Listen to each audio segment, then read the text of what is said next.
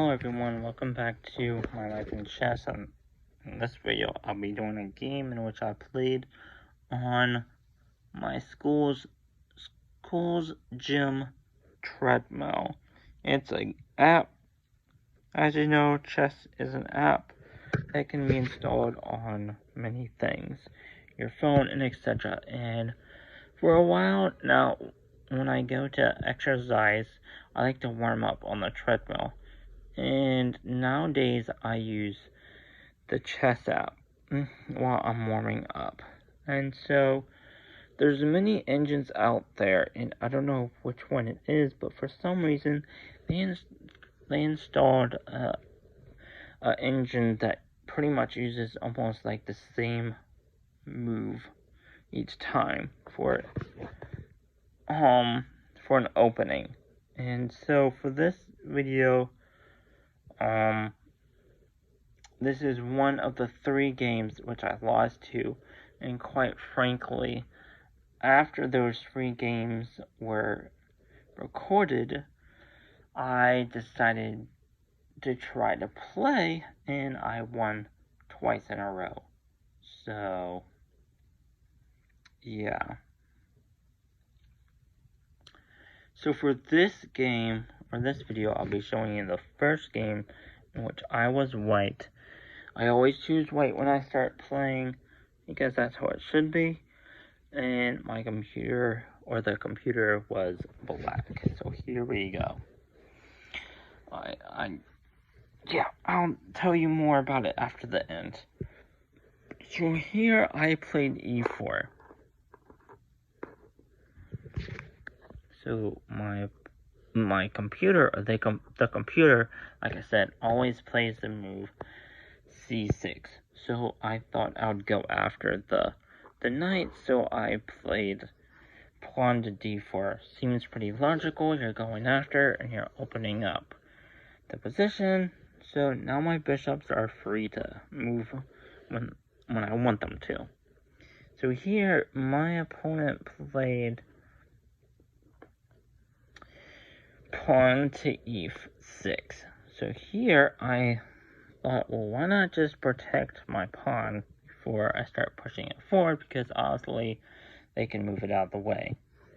So I played knight to f3 here, and then as I thought, or as I knew, the computer played f6 on the knight on the next move. So I went after it.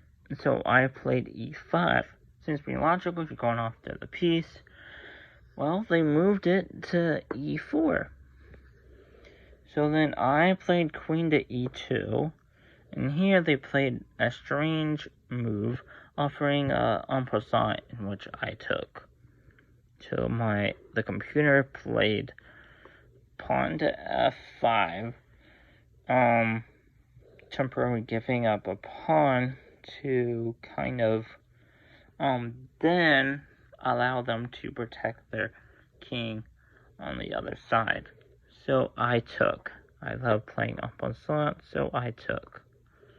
So that's what they did. So after I played en passant, then they moved their d pawn up to d5, protecting the knight. So here I played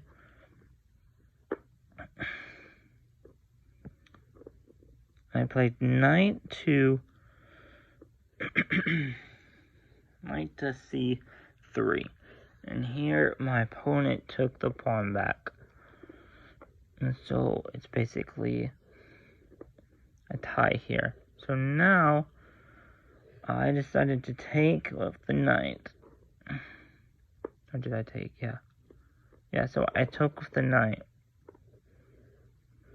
and my opponent, the computer, played pawn takes knight on e4.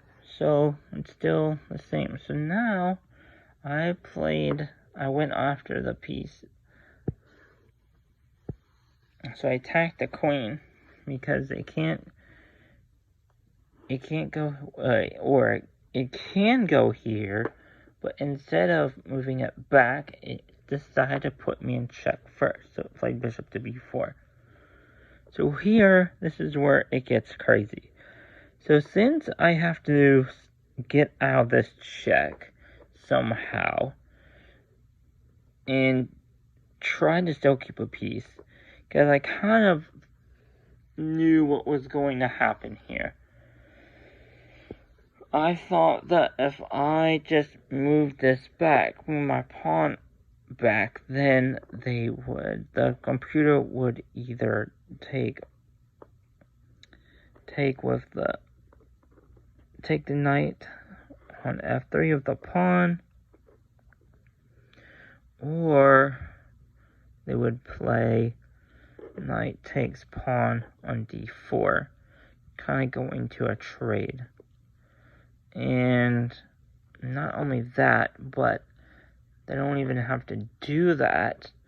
They can actually just take the bishop too. So if I just decided to block with the bishop. But instead, I decided just to push the pawn forward. So here, they took the knight. So now I'm down a knight.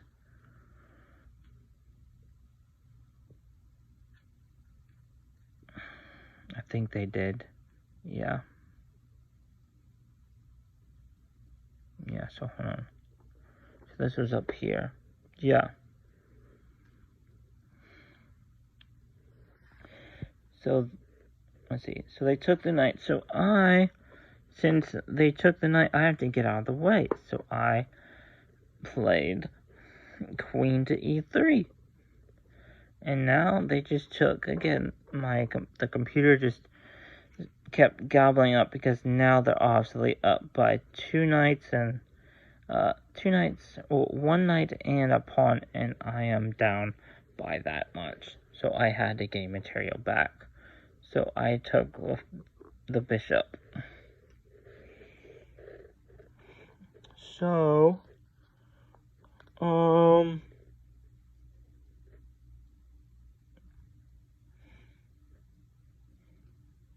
let's see.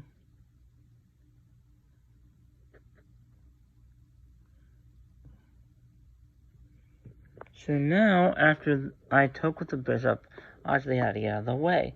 So my computer played queen to g6, and this is where, I guess it's started to slowly, get bad for me. Because here I played g takes knight on f6 to try to gain material, so now it's tied, and now they just took back, and they played b takes g6, so now they're up a bishop. So here I played rook, instead of castling, I played rook to, let's see, is that what happened? Did it take the knight? Let me see.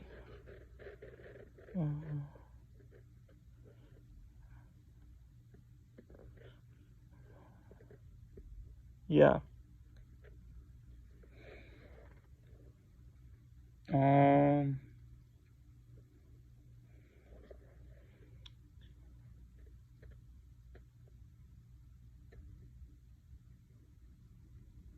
Oh yeah.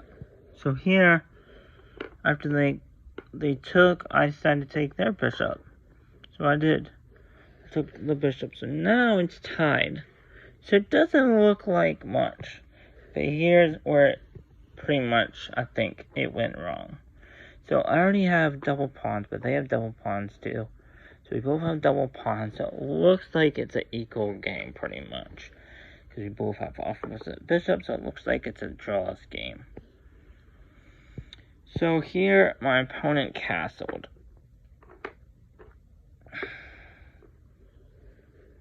Yeah. So my opponent castled, and I, for the sake of a better move, I I was in a tunnel vision again, and instead of castling, I just played rook to g1 because obviously, my king side is open, and there's only one pawn here. And if they just add more firepower, like let's say bring the queen back, which I think they did, then I would be in deep trouble. And I think the best move probably was to castle, because then my pawn would be defended. However, for the lack of a better move, I decide, with my tunnel vision, to play g1. Because now, I think I did I? Yeah. Because I was going to try to push this pawn, push my f pawn, f or h pawn up. And it was probably going to be one of them.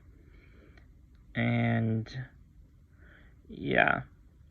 And I was going to castle on the opposite side. So that's what I did. I moved it to g1, and then they played f to d8. And then I castled. So here is where I don't know what happened. What really happened here. I think they played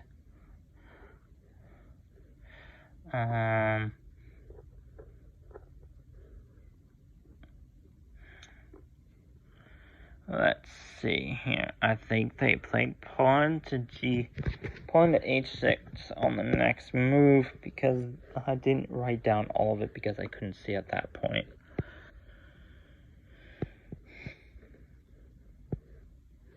And let's see. I must have not done that. I think they went back.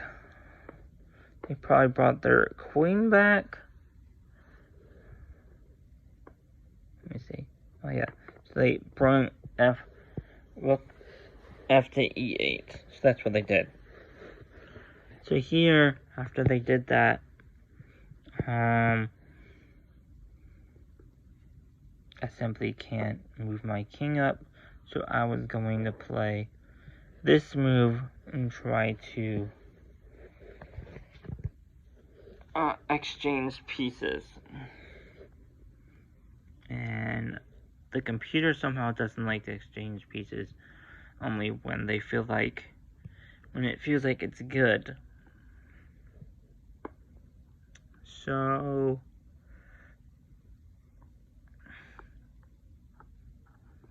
because of that, they might not. They'll probably leave that there, and they might try to go after my queen somehow. But I don't know how that's gonna happen. Yeah. So so they'll probably go back. So I think they might have gone back here. If I played queen to d3, and here I would have to bring my pawn up, and they would have probably pushed this pawn until I would have taken, and so I would have been up a pawn, and then they would have probably gone here, attacked my queen, or even better, they would have taken here. They would have took back on a2, kind of really putting pressure on me. So I probably would have gone here with my queen, and they would have defended it. So I probably would have brought my rook over to f1, and yeah. I don't know what truly happened after I castled, because that's the last thing I have, but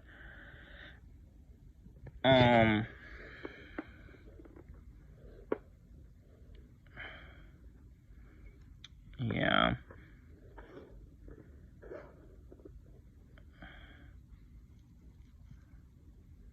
Let's see. Yeah. So after here, I don't know what I did,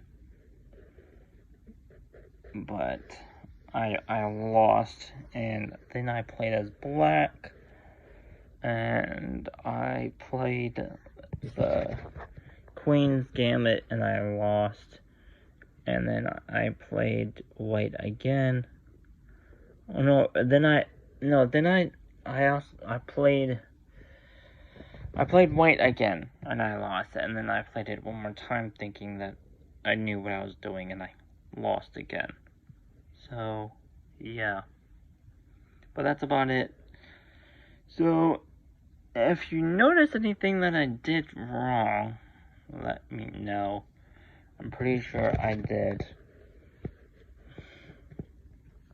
One was to not go after the pieces early. That's a big mistake. Another one was not castling, and then the third mistake I did was tunnel vision, having too much tunnel vision. So if you're a player that has tunnel vision or likes to castle late, and just put more pressure on your opponent rather than get your king to safety, now you know how bad it can be for you. So I hope you learn a lot from this video, and stay tuned for more. Alright, bye.